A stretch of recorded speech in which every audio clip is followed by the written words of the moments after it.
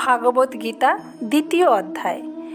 যুদ্ধ হিংসাত্মক ব্যাপার, নিশ্চিত পাপকর্ম হলেও গুরুজনের বধে পাপভাগী হতে হবে, তাই অর্জুনের প্রধান আপত্তি।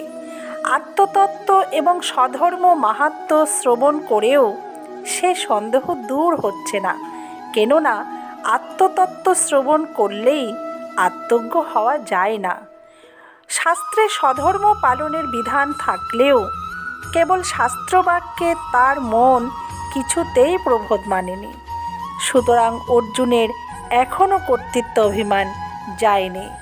কামনা ও কর্তৃত্ব অভিমান বর্জনপূর্বক কিভাবে কর্তব্য কর্ম করলেও পাপ স্পর্শ করবে না, ভগবান তাই উপদেশ দিয়েছেন।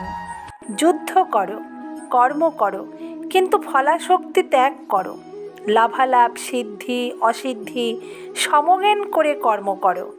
কর্ম বন্ধের কারণ নয়, কামনাই বন্ধের কারণ। অনাসক্ত হয়ে ফল কামনা ত্যাগ করে সমত্ব বুদ্ধিযুক্ত হয়ে কর্তব্য কর্ম করলে তা যদি যুদ্ধের হিংস্র কর্ম হয়, তাতেও পাপ স্পর্শ করবে না। ইহাই গীতার নিষ্কাম কর্মযোগ।